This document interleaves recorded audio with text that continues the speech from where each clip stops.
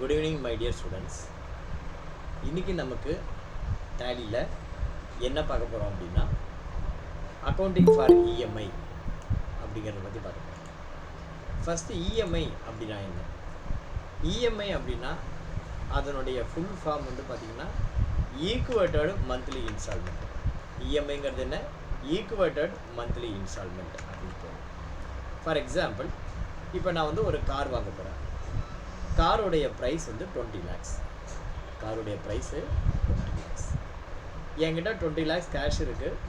இமிடியேட்டாக நான் செக்கு கொடுக்குறேன். பேங்க்கில் ரியலைஸ் ஆகுது. ரியலைஸ் ஆன உடனே நான் வந்து கார் வந்து மாருதி நெக்ஸால் ஆர்டர் கொடுத்துருக்கேன். எனக்கு அந்த காரை டெலிவரி பண்ணிவிடுவாங்க. முடிஞ்சு போச்சு. இன்வாய்ஸ் வந்துடும், காரும் வந்துடும், ப்ராப்ளம் இல்லை. பட் வந்து பார்த்திங்கன்னா என்கிட்ட வந்து பார்த்திங்கன்னா இப்போ என்கிட்ட அந்தளவுக்கு காசு இல்லை. என்கிட்ட வந்து பார்த்திங்கன்னா ஒரு 1,50,000 அப்படி தான் இருக்குது. டவுன் பேமெண்ட் பண்ணுற மாதிரி தான் இருக்குது. காரோட விலை 21,50,000 அப்படி வச்சுக்கோங்க. இப்போ வந்து பார்த்திங்கன்னா என்கிட்ட 1.5 லட்சம் தான் இருக்குது. இதை வச்சுட்டு நான் கார் வாங்குறேன். நான் போயிட்டு மாருதி நெக்ஸா ஷோரூமில் அப்ரோச் பண்ணுறேன். நான் பார்த்த மாடல் மாருதி கார் அதனுடைய ரேட் வந்து பார்த்திங்கன்னா 21,50,000 வருது. ஆனால் என்கிட்ட 1,50,000 தான் இருக்குது. என்கிட்ட கேட்குறாங்க ரெப்ரசன்டேட்டிவ், சார் நீங்கள் கேஷ் கொடுத்து வாங்கிக்கிறீங்களா இல்லை க்ரெடிட்டுக்கு வாங்கிக்கிறீங்களா? நான் சொல்கிறேன் என்கிட்ட கேஷ் இல்லை சார், எனக்கு வந்து லோன் அரேஞ்ச் பண்ணி கொடுங்க அப்படின்னு சொல்கிறேன். அப்படின்னா என்ன பண்ணுவாங்க அப்படின்னா, அதே கார் கம்பெனியில் பார்த்தீங்கன்னா ஒரு 4 பேர் சேர் போட்டு உட்காந்துருப்பாங்க. வேறு ஃபைனான்ஸ் கம்பெனி. நீங்கள் வசந்த் கோலாம் போனீங்கன்னா தெரியும், ஓகேவா? வரிசையாக ஒரு 2-3 ஃபைனான்ஸ் உட்காந்துருப்பாங்க. Bajaj finance, HDB finance, HSBC finance அப்படின்னு ஒவ்வொரு பேங்க்கும் என்ன பண்ணணும், தன்னுடைய ரெப்ரசன்டேட்டிவாக அந்த இடத்துல உட்கார வச்சுருக்கோம், ஓகேவா? ஒவ்வொருத்தருக்கும் ஒவ்வொரு ஸ்கீம் வச்சுருப்பாங்க. ஃபார் எக்ஸாம்பிள், ஒருத்தர்கிட்ட ப்ராசஸிங் ஃபீ அதிகமாக இருக்கும், இன்ட்ரெஸ்ட் கம்மியாக இருக்கும். இன்னொருத்தர்கிட்ட இன்ட்ரெஸ்ட் அதிகமாக இருக்கும், ப்ராசஸிங் கம்மியாக இருக்கும். ஒருத்தர் டவுன் பேமெண்ட்டே இல்லாமல் லோன் தருவாங்க, பட் ரேட் ஆஃப் இன்ட்ரெஸ்ட் கொஞ்சம் ஜாஸ்தியாக இருக்கும். ஸோ இந்த மாதிரி ஒவ்வொருத்தர்கிட்ட ஒவ்வொரு ப்ளஸ் இருக்கும், ஒரு மைனஸ் இருக்கும். நமக்கு எது ஃபேவரோ அந்த ஃபைனான்ஸை சார்ஜ் பண்ணி நம்ம வாங்கலாம். இப்போ அதன்படி நான் போகிறேன். என்கிட்ட 21,50,000 இருக்குது. சரி, 1,50,000 தான் இருக்குது. நான் வந்து ஒரு கார் செலக்ட் பண்ணிட்டேன். அதனுடைய ரேட்டு 21,50,000. உடனே அவங்க என்ன பண்ணுறாங்க, நீங்கள் போய்ட்டு ஃபைனான்ஸில் பாருங்கள் சார், உங்களுக்கு எந்த ஃபைனான்ஸ் சூட்டபுளாக இருக்குது. நான் வந்து ஹிந்துஜா ஃபைனான்ஸ் போகிறேன். ஹிந்துஜா ஃபைனான்ஸில் போனோடனே அவங்க என்ன கேட்குறாங்க, என்னுடைய பேன் கார்டு கேட்குறாங்க, என்னுடைய ஆதார் கார்டு கேட்குறாங்க. அந்த ரெண்டையும் வச்சுட்டு லாகின் பண்ணி பார்க்குறாங்க. என்னுடைய சிபில் ஸ்கோர் நல்லா இருக்குது. சரி சார், நான் உங்களுக்கு லோன் பண்ணி தரேன்.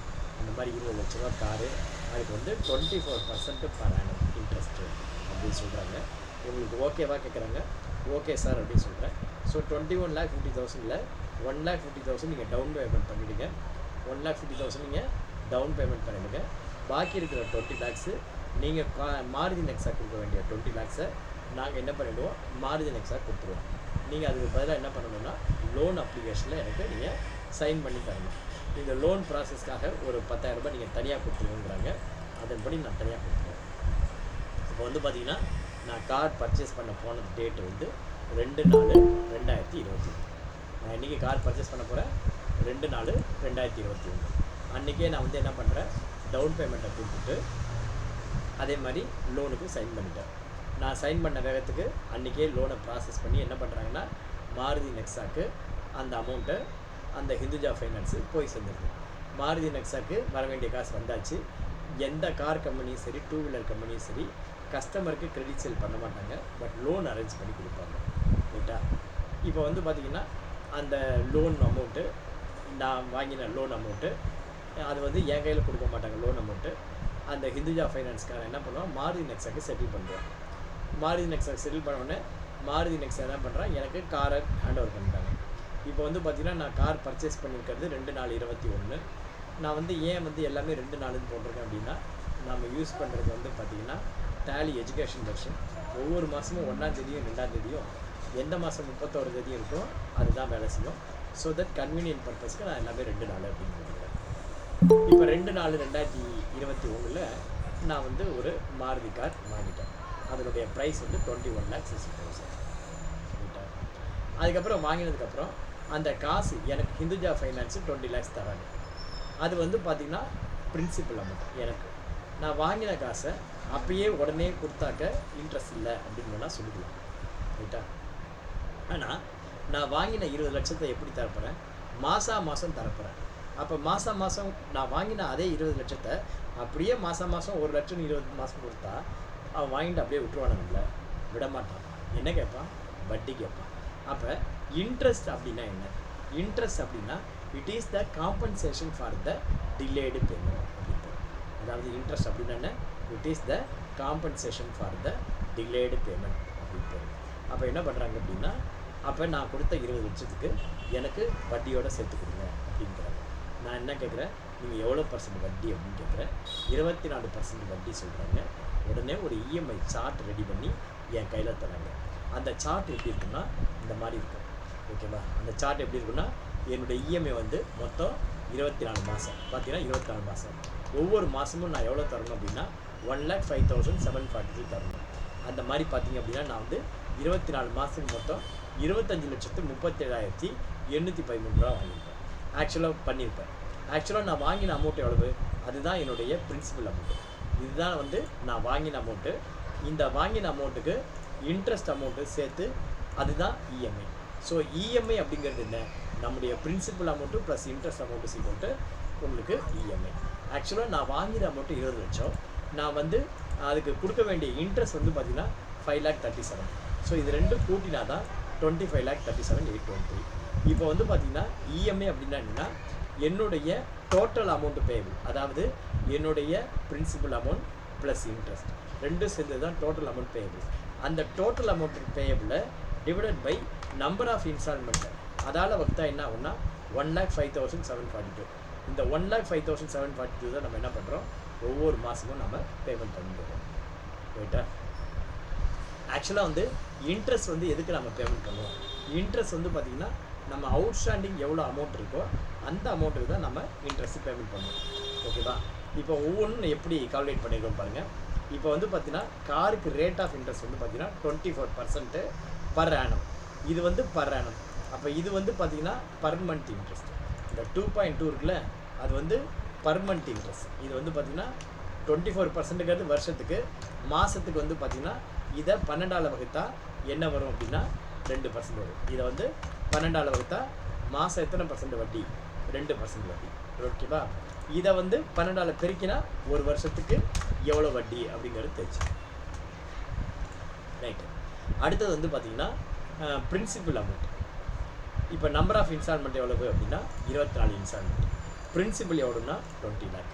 அப்போ இஎம்ஐ அப்படிங்கிறது என்ன, இஎம்ஐ வந்து எப்படி கால்குலேட் பண்ணியிருக்கோம் அப்படின்னா, இங்கே வந்து பார்த்திங்கன்னா மைனஸ் பிஎம்டி போட்டு எல்லாத்தையும் கால்குலேட் பண்ணுறோம். இந்த 1,05,742 எப்படி வந்ததுன்னா ஈக்குவல் டு, நல்லா கவனிங்க, இதை எப்படி வந்ததுன்னு சொல்கிறேன், ஈக்குவல் டு மைனஸ் பிஎம்டி அப்படின்னு போட்டு ஃபஸ்ட்டு வந்து ரேட் ஆஃப் இன்ட்ரெஸ்ட் அதை போட்டு comma number of instalment comma இந்த பிரின்சிபல் அமௌண்ட்டு போட்டோன்னா இந்த இடத்துல எனக்கு 1,05,742 அப்படிங்கிறது வந்துடும்.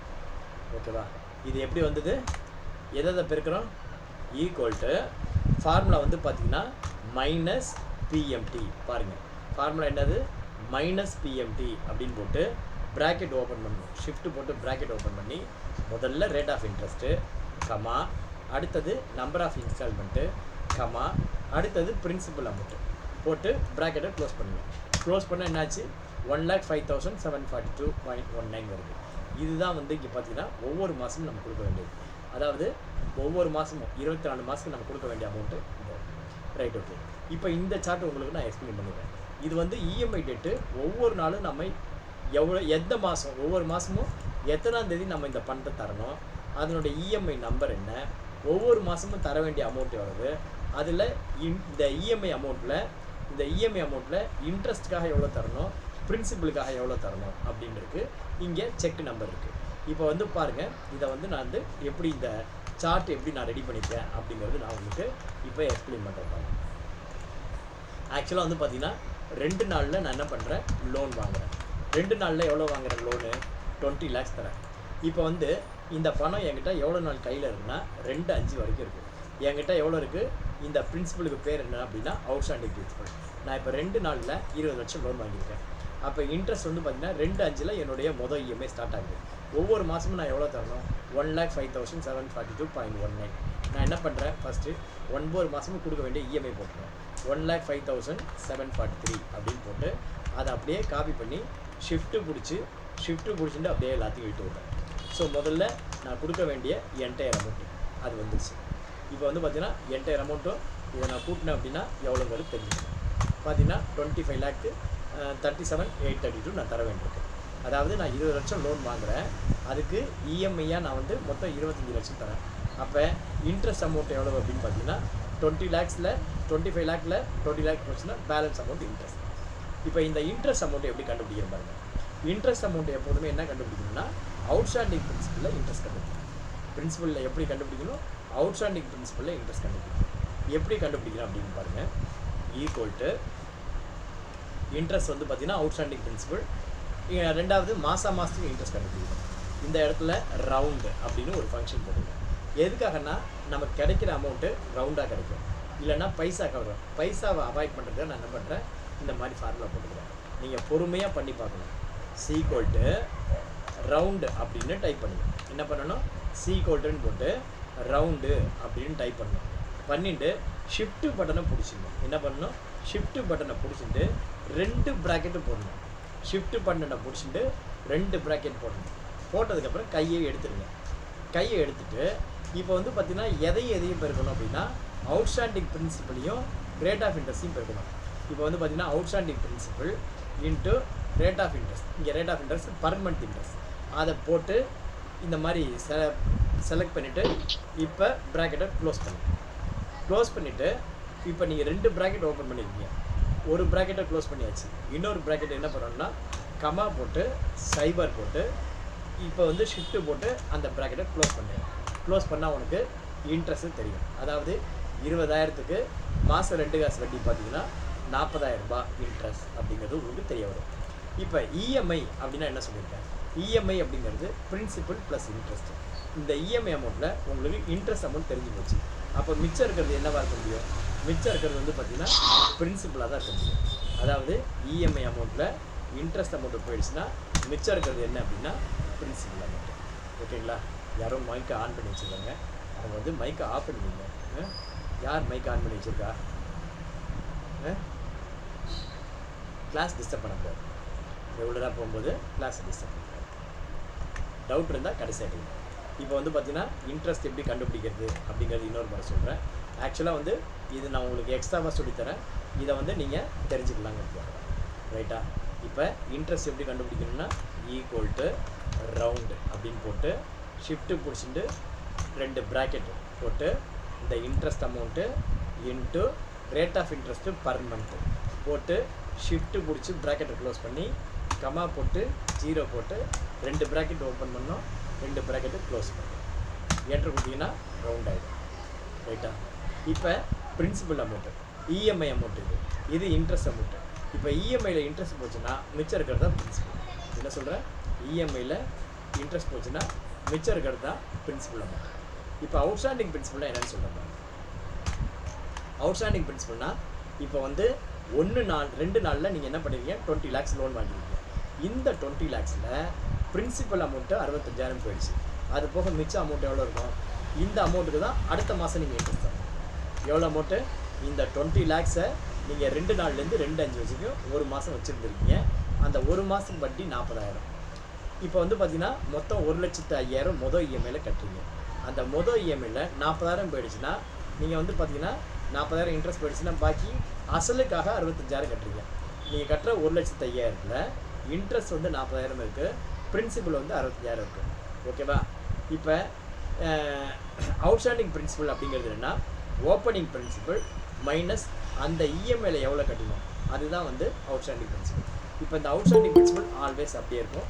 அப்படியே காப்பி பண்ணி கீழே இறக்கி கொடுங்க. ஓகேவா? இப்போ இந்த மாதிரி இறக்கியாச்சு. இப்போ பாருங்கள், பிரின்சிபல் அமௌண்ட்டு பிரின்சிபல் வந்து சேம் தான். அதாவது இஎம்ஐ மைனஸ் இன்ட்ரெஸ்ட்டு பிரின்சிபல். இந்த கான்செப்டில் எந்த சேஞ்சும் கிடையாது. அப்போ என்ன பண்ணுங்கள், இதையும் அப்படியே காப்பி பண்ணி ஷிஃப்ட்டு பிடிச்சி அப்படியே இதை இறக்கிடுங்க. ஓகேவா? இதையும் அப்படியே காப்பி பண்ணி ஷிஃப்ட்டு பிடிச்சி இறக்கியாச்சு. பட் இன்ட்ரெஸ்ட்டில் மாத்திரம் ஒரே ஒரு சின்ன ஒரு இது இருக்குது, அதை நீங்கள் பண்ணணும். அதாவது இப்போ வந்து பார்த்திங்கன்னா இன்ட்ரெஸ்ட்டுங்கிறது என்னென்னா outstanding principal into rate of interest. இதில் எது ஃபிக்ஸடு எது வேரியபிள் அப்படின்னு பார்த்தீங்கன்னா ஒவ்வொரு மாதமும் இந்த அவுட்ஸ்டாண்டிங் பிரின்சிபல் அப்படிங்கிறது வேரி ஆகிட்டே இருக்கும். இப்போ இங்கே வரும்போது இந்த அமௌண்ட்டு கட்டணும், இங்கே வரும்போது இந்த அமௌண்ட்டு கட்டணும். பட் ரேட் ஆஃப் இன்ட்ரெஸ்ட்டுங்கிறது காமன். இந்த ரேட் ஆஃப் இன்ட்ரெஸ்ட் எங்கே இருக்குன்னா ஈயில் 8 அப்படிங்கிறது இருக்குது. இங்கே இருக்குது ஈயில் 8. அப்போ என்ன பண்ணணும், இந்த 40,000 இருக்கு இல்லையா, அங்கே வந்து ஈயா எஃப்ஆ E8 இங்கே இருக்குது. இது வந்து எது ஸ்டாண்டர்ட் அப்படின்னா ஈயில் 8 E8 இது வந்து பார்த்தீங்கன்னா E8 ஓகேவா. ஸோ இது வந்து ஸ்டாண்டர்ட். அப்போ என்ன பண்ணணும்னா இந்த 40,000 E8 இருக்கு இல்லையா, மவுஸை எடுத்துகிட்டு வந்து இங்கே வச்சு இதுக்கு முன்னாடி இதை வச்சு F4 அப்படின்னு அழுத்துங்க. இந்த மாதிரி F4 போட்டிங்கன்னா அந்த ஈக்கு முன்னாடி ஒரு டாலர் சிம்பிளும் 8க்கு முன்னாடி ஒரு டாலர் சிம்பிளும் வரும். வந்தீங்கன்னா இப்போ இந்த மாதிரி வந்துடும். இப்போ இதை போய் காப்பி பண்ணி இப்படி பண்ணுங்கள். ஏன்னா அது ஃபிக்ஸடு, அடுத்தடுத்த லைனுக்கு மாறணும் அப்படிங்கிறதுக்காக இந்த மாதிரி பண்ணும். இப்போ பார்த்தீங்க அப்படின்னா உங்களுக்கு ரவுண்ட் அமௌண்ட்டாக வந்துடும். ஓகேவா. ஸோ இப்போ வந்து வந்தாச்சு. வந்ததை எல்லாத்தையும் சேர்த்து நான் வந்து என்ன பண்ணுறேன், பேஸ்ட் ஸ்பெஷல் கொடுத்து பண்ணிட்டேன். ஸோ இதே மாதிரி நீங்கள் 24 இன்ஸ்டால்மெண்ட் ஆகட்டும், 25 இன்ஸ்டால்மெண்ட் ஆகட்டும், உங்களால் ஒரு எக்ஸல் ஷீட்டு தயார் பண்ணிக்க முடியும். இது வந்து எக்ஸல் ஷீட்டு எப்படி தயார் பண்ணியிருக்கேன் அப்படிங்கிறதுக்கான எக்ஸ்ப்ளனேஷனாக இருக்குது. ரைட்டா. எப்படி வருது அப்படிங்கிறது உங்களுக்கு தெரியணுங்கிறதுக்காக தான் இந்த எக்ஸல் ஷீட்டு நான் எப்படி தயார் பண்ணியிருக்கேன் அப்படின்னு உங்களுக்கு எக்ஸ்பிளைன் பண்ணியிருக்கேன். இப்போ இதை நம்ம டேலியில் எப்படி அக்கௌண்ட் பண்ணுறோம். ஓகேவா. கம்பெனி பேர் என்ன அப்படின்னு பார்த்தீங்கன்னா ஸ்ரீ முருகா ஏஜென்சிஸ். ஓகேவா. இப்போ நம்ம டேலியில் இதை எப்படி அக்கௌண்ட் பண்ணுறது அப்படிங்கிறத பற்றி பார்க்க போகிறோம். அதை 2வது வீடியோவில் பார்ப்போம். ஓகேவா. நன்றி, வணக்கம்.